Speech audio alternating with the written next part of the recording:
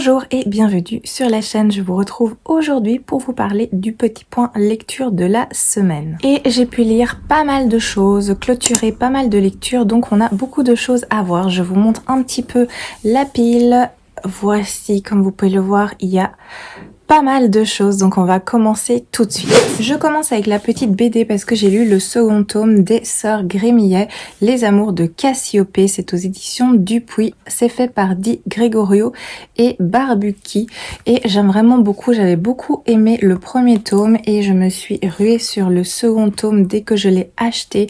Donc cette semaine, je vous montre un petit peu l'intérieur.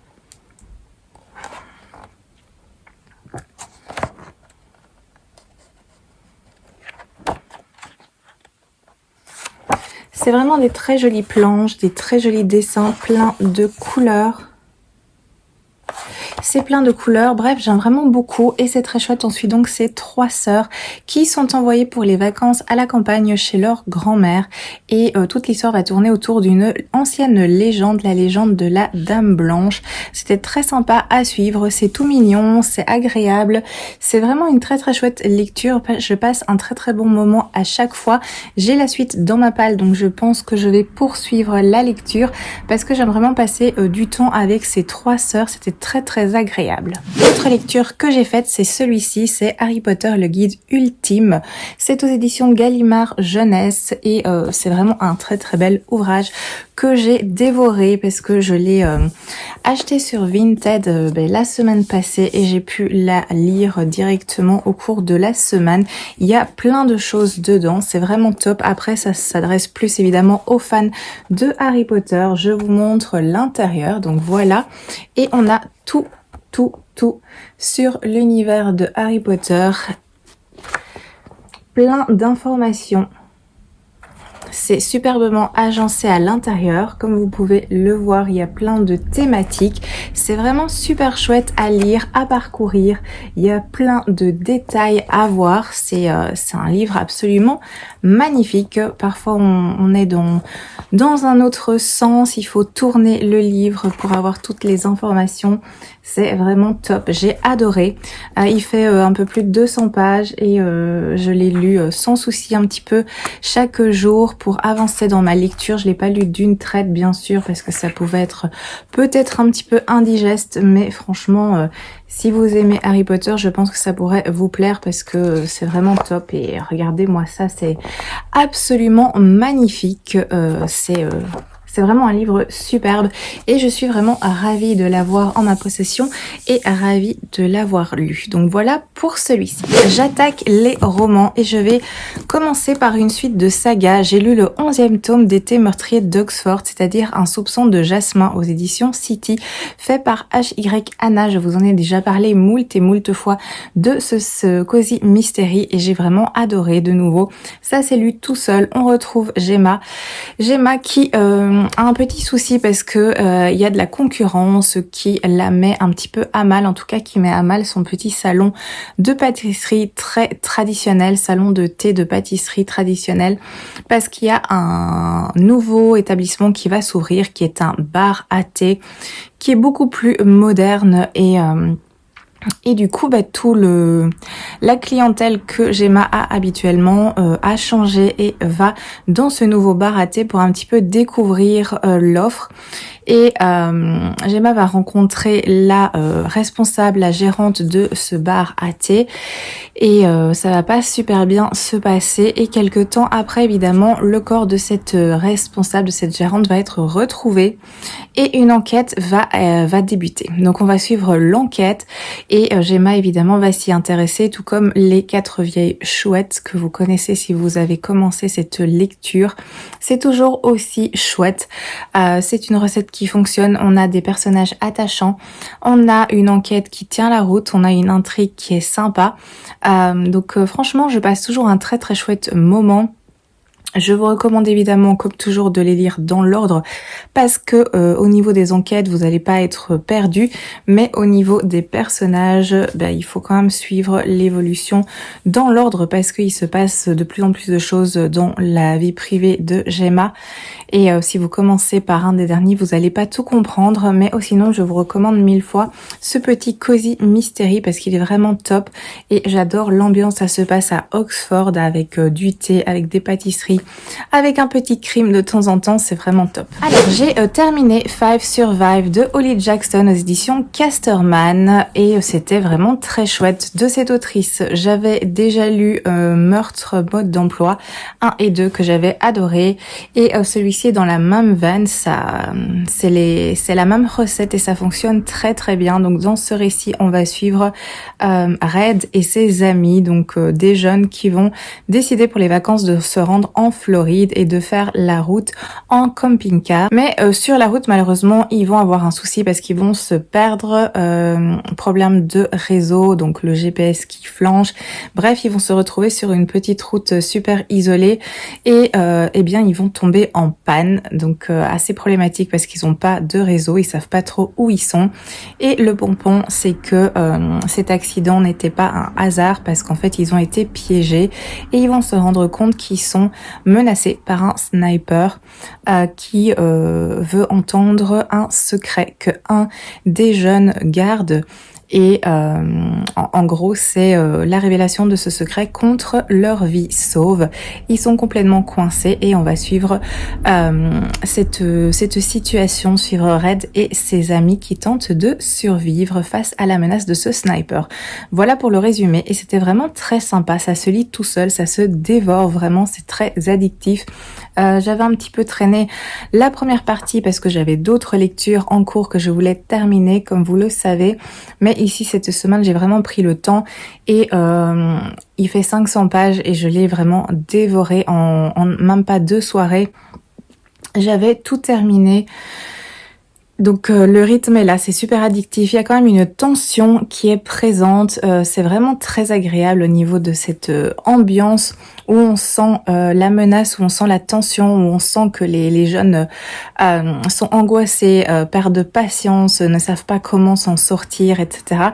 C'est vraiment très très sympa, c'est bien fait. On a un huis clos ici, bien sûr, vu que les jeunes sont coincés dans ce camping-car et c'est très très bien mené. Dans cette histoire, ça va parler évidemment de secrets, ça va parler de mensonges, ça va parler de trahison, de séquestration, d'amitié aussi, de meurtre. Il y aura aussi la thématique de la mafia.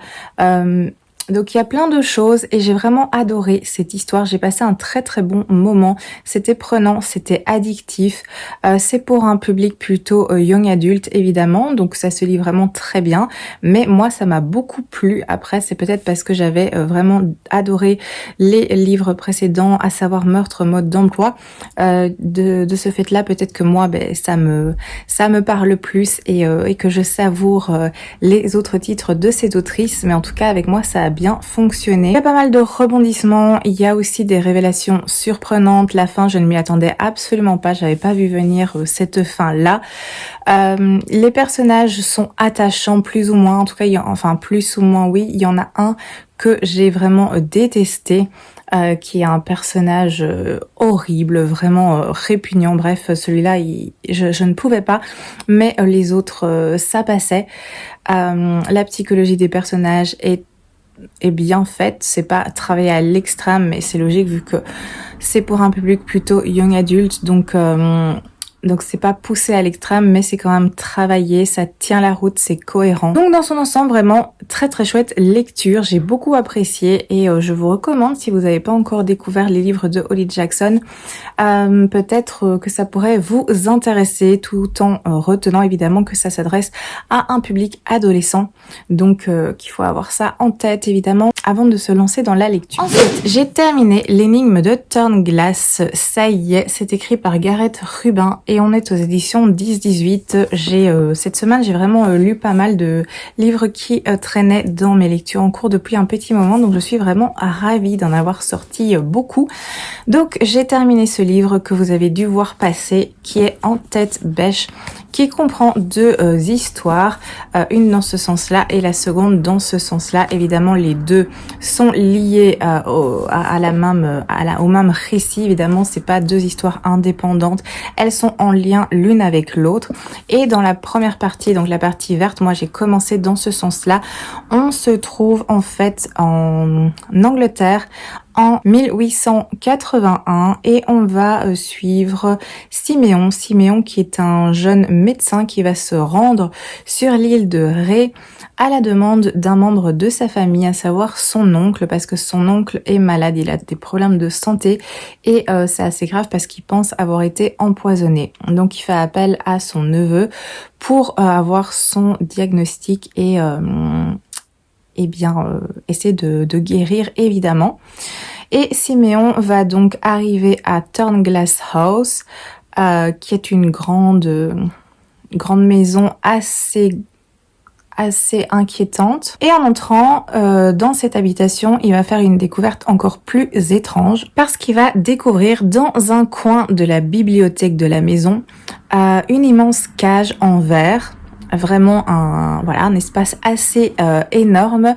Et à l'intérieur de cette cage en verre, il y a une femme qui est retenue prisonnière. Cette femme, c'est Florence. Et évidemment, il va s'intéresser au pourquoi du comment il y a une femme enfermée dans une prison de verre dans cette maison. Je m'arrête là pour le petit résumé pour ce côté-ci. Et de l'autre côté, du côté rouge, là, eh bien, on change complètement, étant donné que là, on se trouve aux États-Unis, en Californie. On est en 1939 et on va suivre Ken, qui est un jeune acteur qui essaye de percer. Il va un jour faire la rencontre de Oliver, qui est un écrivain et qui est aussi le fils du gouverneur. Ils vont bien s'entendre, ils vont passer du temps ensemble, une amitié va se développer, mais quelques temps plus tard, on va retrouver le corps de Oliver. Apparemment, il s'agirait d'un suicide, mais Ken n'en est pas sûr, étant donné que Oliver lui avait parlé d'un manuscrit, d'un nouveau livre qui allait bientôt sortir, dont il avait terminé l'écriture, et il l'avait laissé entendre que ce livre allait faire beaucoup de bruit. Donc Ken n'est pas sûr de cette théorie du suicide. Il va décider de se plonger dans la vie et le passé de son ami, également de sa famille, parce qu'il y a pas mal de mystères qui l'entourent. Donc voilà pour les deux récits. D'un côté, on est en Angleterre, de l'autre côté, on est aux États-Unis, et les deux sont liés au final.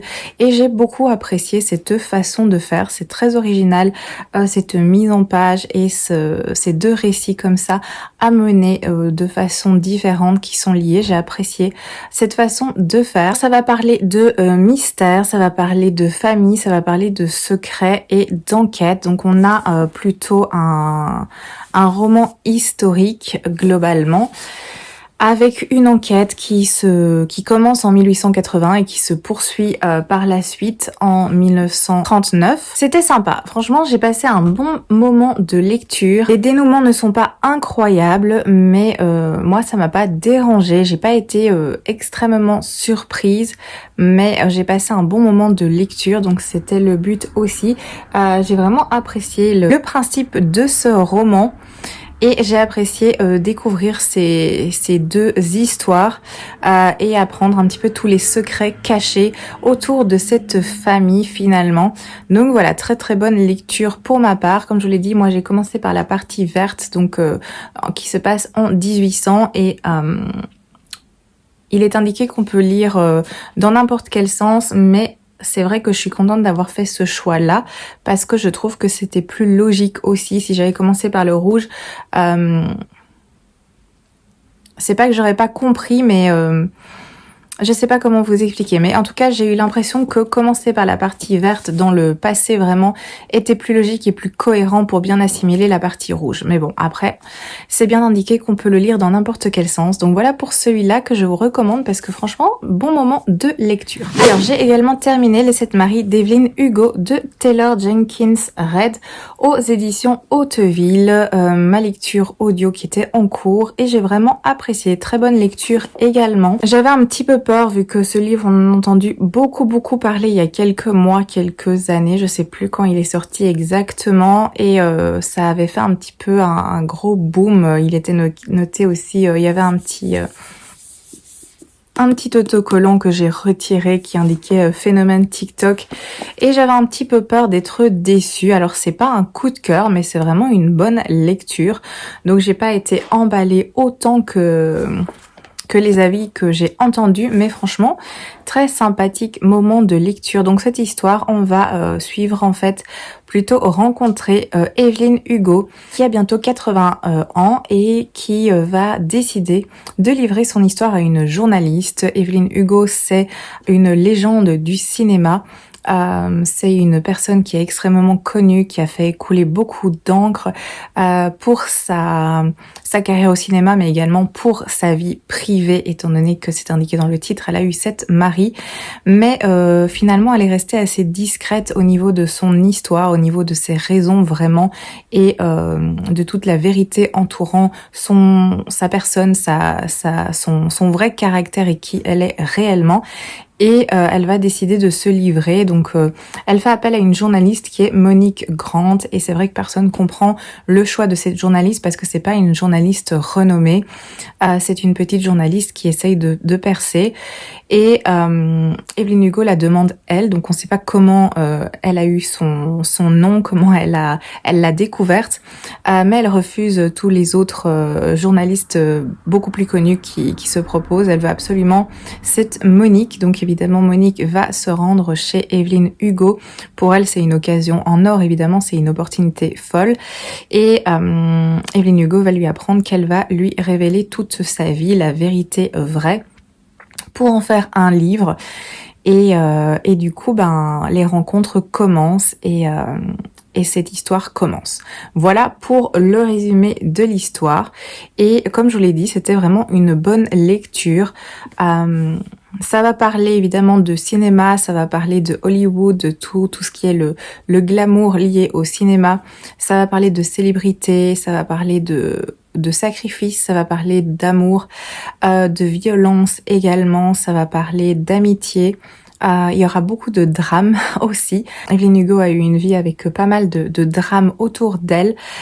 Pas mal de thématiques donc, et c'était très chouette, très bien fait. On a des petits chapitres assez courts, donc ça se lit très bien. Moi j'ai été intriguée par la vie de cette femme. J'ai aimé découvrir son histoire, la vérité. C'est un récit qui m'a beaucoup plu. Le personnage d'Evelyn Hugo est une femme forte qui a toujours dû batailler, aussi bien dans sa vie professionnelle que dans sa vie privée. C'est une femme ambitieuse aussi, qui savait ce qu'elle voulait. C'était une femme qui a lutté toute sa vie pour avoir une place à Hollywood, une place au cinéma. Et qui a aussi lutté pour pouvoir finalement être elle-même, et c'est ça qu'elle va nous raconter. Donc belle découverte avec ce récit, je pense que plein de monde l'ont sans doute déjà lu. Moi j'ai été embarquée, j'ai bien aimé la plume aussi, c'est très fluide, c'est très agréable. J'ai eu l'impression vraiment d'être aux côtés de Evelyn Hugo qui me racontait toute sa vie. J'ai bien apprécié. Oui, c'était vraiment très sympa à découvrir. Je suis contente d'avoir franchi le pas et d'avoir fait cette lecture malgré toutes les petites craintes que j'ai pu avoir au début. Donc voilà pour cette belle découverte. Dernière lecture de la semaine, c'est celui-ci, Les Ombres de Salem de Stéphane Gallas aux éditions Michel Lafon. J'ai terminé aussi cette lecture qui fait 400 pages environ. Je l'ai terminé tout juste hier. Alors, je suis un peu mitigée parce que c'est pas que j'ai pas apprécié cette histoire, mais je pense que j'en attendais autre chose. Je pense que j'ai été surprise. Je m'attendais à quelque chose en rapport avec de la sorcellerie et des sorcières, et il y a, mais pas de la façon dans laquelle je m'y attendais. Je vous parle un petit peu du résumé. Donc là, on va avoir une famille qui va s'installer dans une vieille maison de Salem. C'est la famille Bailey, et cette famille a pas mal de soucis. On a le père qui s'appelle Mickey, qui est un policier, qui est un petit peu dépassé parce que sa femme est partie récemment. Elle est partie pour quelqu'un d'autre. Là, du coup, abandonné complètement sa famille et ses filles parce que ils ont 3 filles. Et les 3 filles, évidemment, sont fort impactées par cette situation.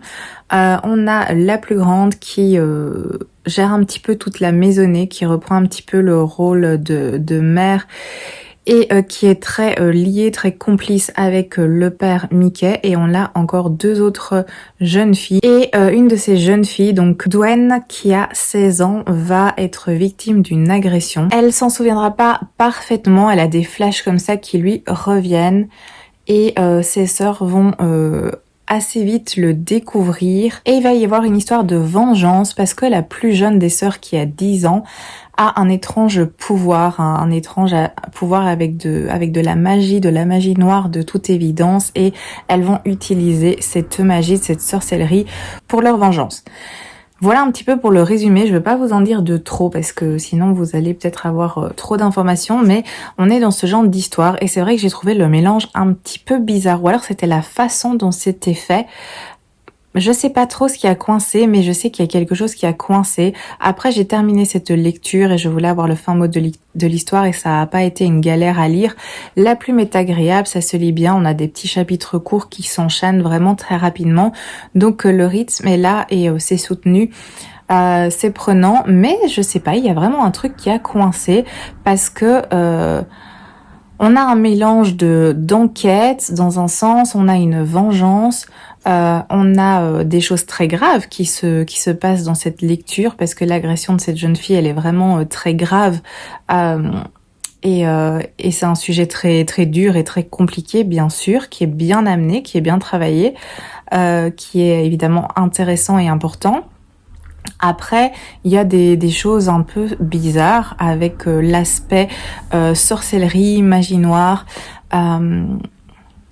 Je sais pas trop vous dire, mais en tout cas avec moi, ça a pas super bien fonctionné parce qu'il y a quelque chose qui a coincé.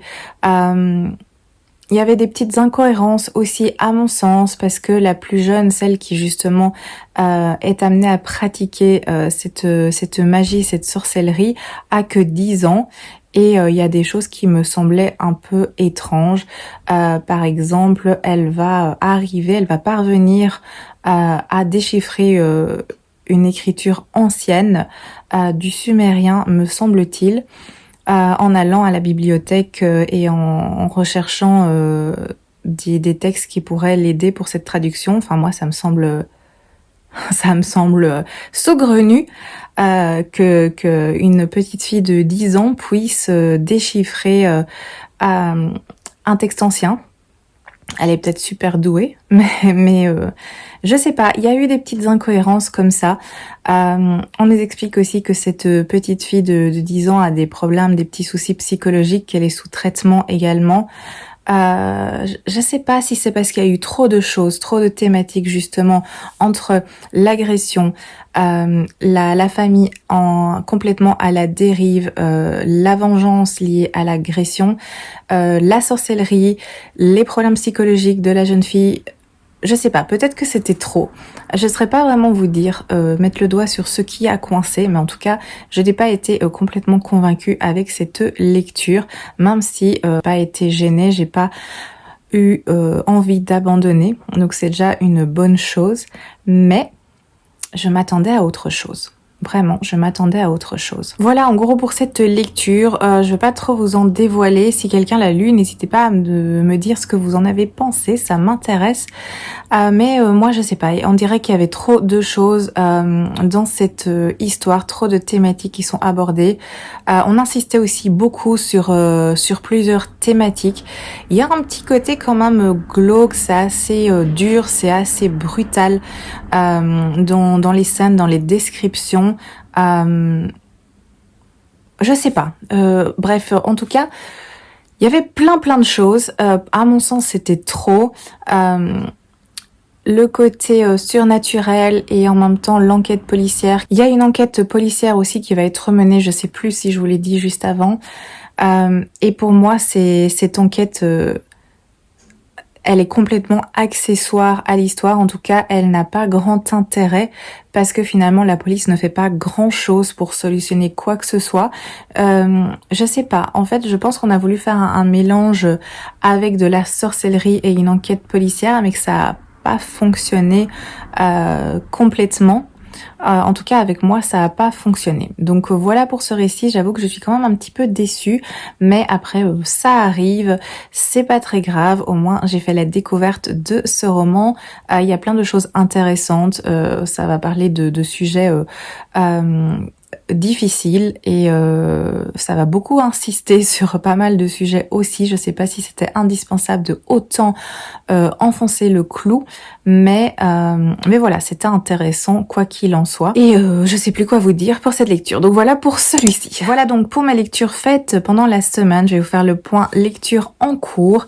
Alors dans les lectures audio, eh bien une fois n'est pas coutume, mais je suis toujours dans le conte de Monte Cristo. J'ai pas avancé dessus cette semaine. Et je suis toujours à un peu plus de la moitié. Oh, sinon, je suis toujours dans Notre part de nuit de Maria Mariana Enriquez, là j'ai un petit peu avancé, je suis à 40% je pense, j'approche de la moitié, ça c'est un livre qui est dans mon challenge 24 livres pour 2024, c'est pour ça que j'ai un peu mis l'accent sur celui-ci et pas sur les autres.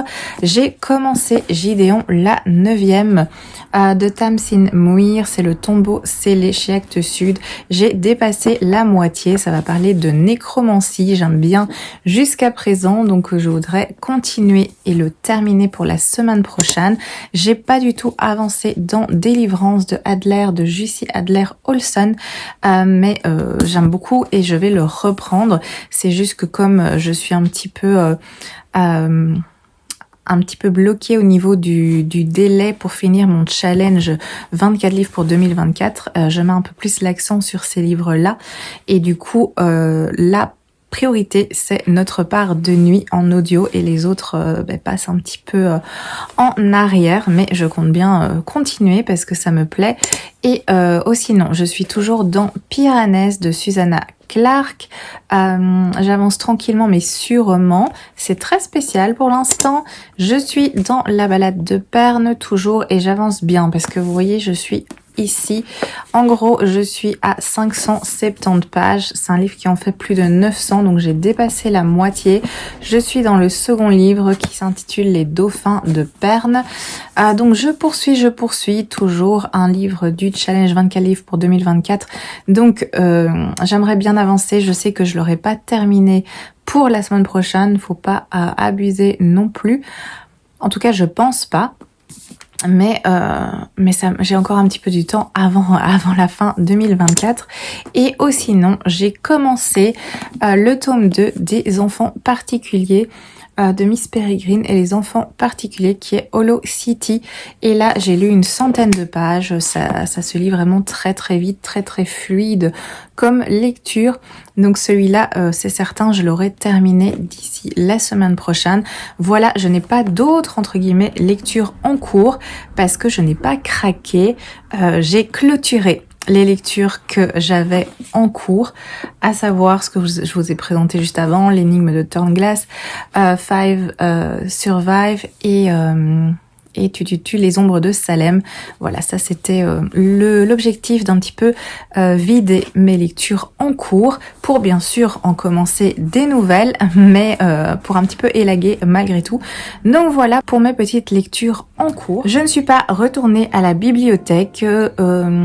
J'ai fait quelques petits achats, mais je vous ai déjà montré ça dans les petits vlogmas qui sortent tous les jours. Donc je vais peut-être pas vous remontrer ça ici pour pas que ça soit un petit peu lourd et que ça fasse doublon. Donc je pense que je vais vous laisser ici pour aujourd'hui. J'espère que cette vidéo vous a plu. Je vous remercie de l'avoir regardée jusqu'au bout. Merci pour votre présence. N'hésitez pas, comme d'habitude, à me laisser des petits commentaires, qu'on puisse discuter et échanger. Passez un très très beau dimanche, que tout se passe bien pour vous et je vous dis à très bientôt pour une prochaine vidéo.